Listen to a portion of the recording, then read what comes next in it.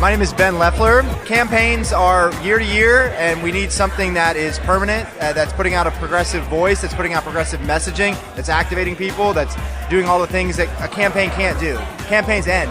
But we know that we have Progress Texas to put out a positive message that's connecting Texans around progressive values. It's Monday, March 31st, 2025, and this is the Progress Texas Daily Dispatch, rapid response on the breaking news stories Texas progressives need to know. I'm Chris Mosier.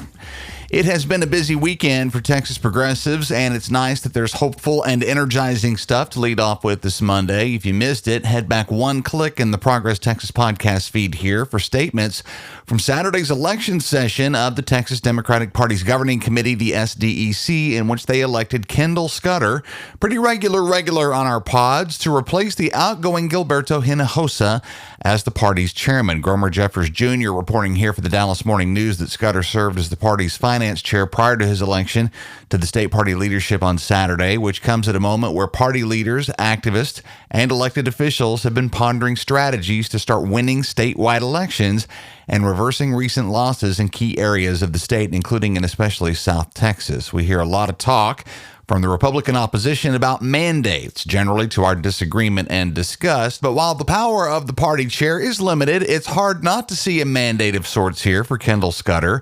Having won pretty easily in the first round of voting with 65 of the 121 votes in play from a field of 8 candidates, Scudder will fill the remainder of Hinojosa's term, which ends next year. Let's see what he can get done in the meantime.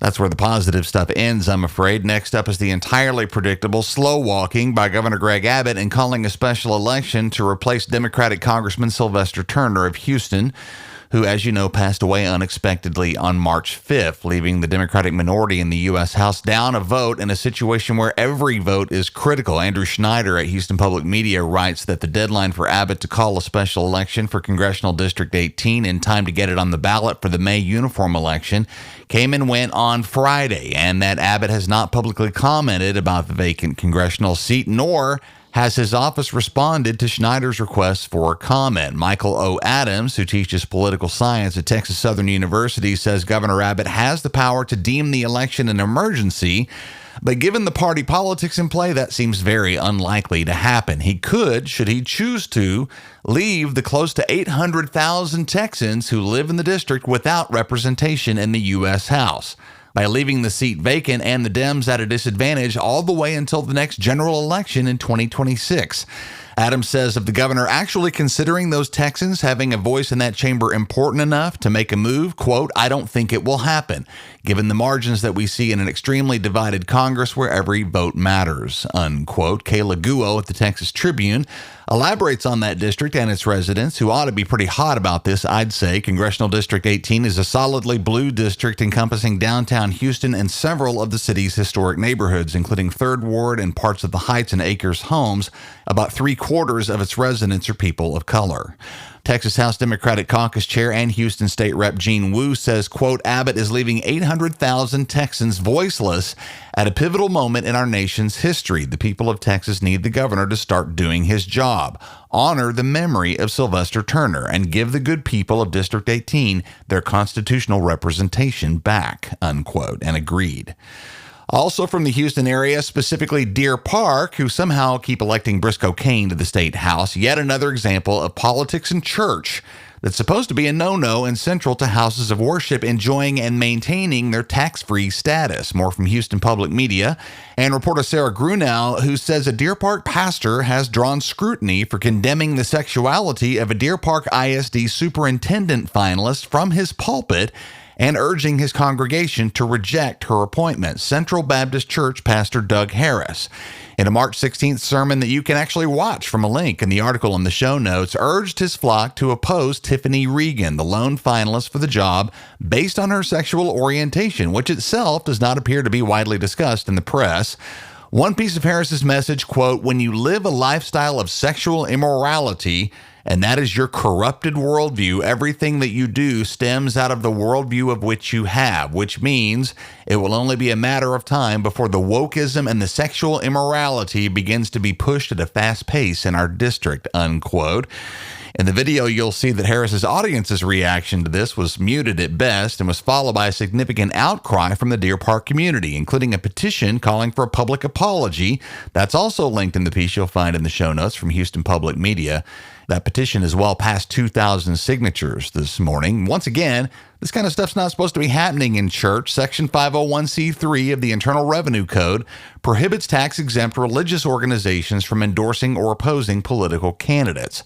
We're including in the show notes a link to IRS Form 13909, which you can use to officially file complaints when you hear politics from the pulpit. That said, we all know who's running stuff in D.C. right now, so we wouldn't expect that complaint to be fast-tracked necessarily. On that note, same situation. It appears as though the Federal Centers for Disease Control, or CDC, have been modifying their advisories regarding the Texas measles outbreak to accommodate the anti-vax views of Trump's new Health and Human Services Secretary, Robert F. Kennedy Jr. Patricia Callahan at ProPublica via CNN says CDC leadership ordered its staff last week not to release their experts' assessment showing the risk of catching measles is high in areas near outbreaks where vaccination rates are lagging.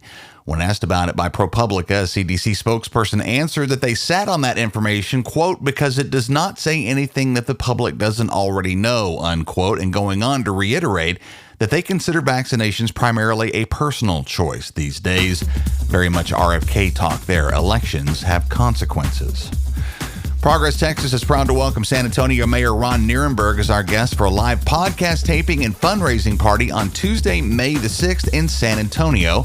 And you're invited. We look forward to a long overdue and fun get-together with y'all at our Party for Progress in San Antonio. Mark that date, Tuesday, May 6th, live pod taping with Mayor Ron Nirenberg and good fun with you. See our show notes this morning for the links to grab your tickets right now. Our mission at Progress Texas is to counter the conservative disinformation machine, but they far outmatch us in funding. Oil and tech billionaires and religious right-wing activist groups spend a lot of money keeping their audiences in the dark. If you've come to appreciate the light we shine on important political news in Texas on a daily, ongoing basis, please know that our regular everyday listeners form a key component of our funding. If that's you, we could use your support as a monthly contributor, and no amount is too small. Go to progresstexas.org/donate. Thanks to Bart Ewald, Laura Wildenthal, and Ashley Tovar, all of whom have joined our team lately. We appreciate all of you very, very much. And while you're at our website, see our web store for the merch to match your progressive values. Y'all means all revolution, and our most popular Humans Against Ted Cruz t-shirts are all there, all union printed right here in Texas, of course, all at progresstexas.org. That's the Progress Texas Daily Dispatch for this Monday, March 31st, 2025. Links to all these original stories can be found in our show notes. Progress Texas is a nonprofit rapid response media organization promoting progressive messages and actions. While campaigns come and go, we're the permanent home for progressive media and action in the Lone Star State. I'm Chris Mosier. Thanks for listening. Have a great day and a great week. We'll see you again tomorrow morning.